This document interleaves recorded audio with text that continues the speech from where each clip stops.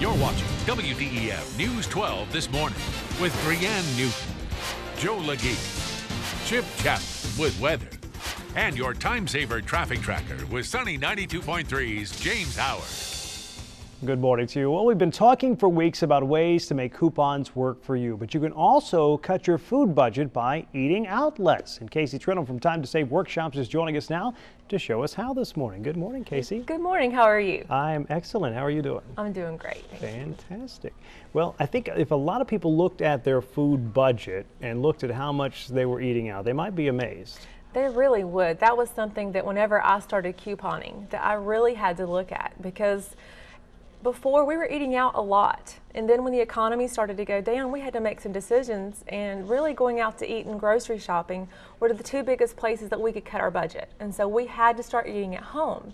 But that's not always easy if you're not prepared for it. Because it takes a while to actually make a fresh or nutritious meal at the house. It takes like 45 minutes to an hour to do it right. Yes, and when you're used to going out to eat and ordering what you want and having someone else clean it up for you, it is a transition. And so we try to tell people, think about 5 meals that your family really likes. Write down those ingredients, and don't pick out like a chicken cordon bleu or turkey and dressing. Think of something that's easy. And then that way, whenever you would need to cook at home, you have a plan of, okay, this is something my family likes. I can look for those items on sale for the ingredients, and then you can cook those quickly. And we have recipes on our website to help with that, and some tips also to do your meals faster. And when you say easy stuff, I'm thinking of like spaghetti and tacos and... Yes, and actually what I do is I usually buy several different pounds of ground beef. And typically, sometimes I can get a better deal if I buy it in the smaller portions. Sometimes the bigger portions. It just depends, because a lot of times when the meat is reduced, because they do that like once a week or once every other, or twice a week, I get a better deal if I buy the smaller ones.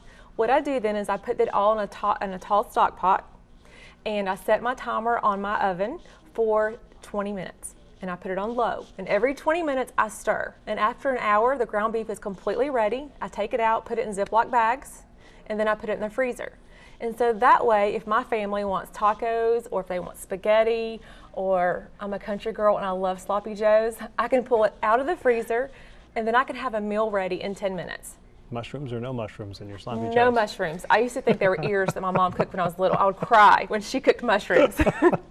I think for a lot of people, it's the prep that gets them. They come home, they're tired or whatever, and they just want something quick. So if it's already made in advance, I think that's a real advantage. Yeah, having a plan. The same thing with chicken. Chicken breast I put in a crock pot. I let it cook all day long, then I can shred it, put that in a Ziploc baggie, and put that in the freezer. That way, if I want to make chicken pot pie, chicken and dumplings, anything like that, I can have that chicken ready. Because that part, the meat portion of it, it seems like that takes the longest to make. You can also make meals ahead and freeze your casseroles, or freeze different meals. And we have recipes for that on the website too.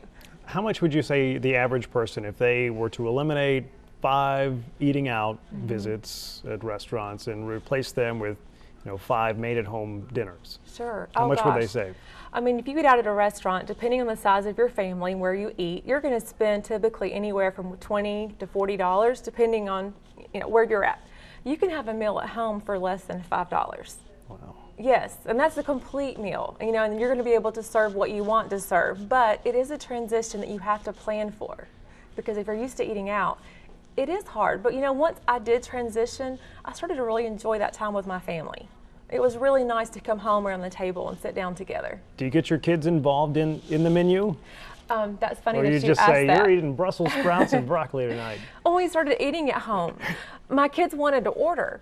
But that was because we'd gone out to eat. I mean, I would put their meal in front of them, and they'd be like, Mom, I asked for chicken nuggets. And I would say, oh my gosh.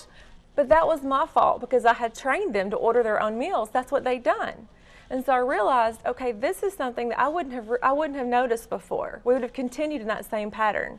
But what I taught them then is whatever Mama cooks, you eat, and you're happy about it, and you're appreciative. But also that however old they are, they have to eat that many bites of whatever I cook, even if it is Brussels sprouts. I don't know if I'd survive. Both of my kids love Brussels sprouts, and I do too. Well, they're lucky, and you're lucky too. Well, Casey, thank you so much. We appreciate this latest money saving tip.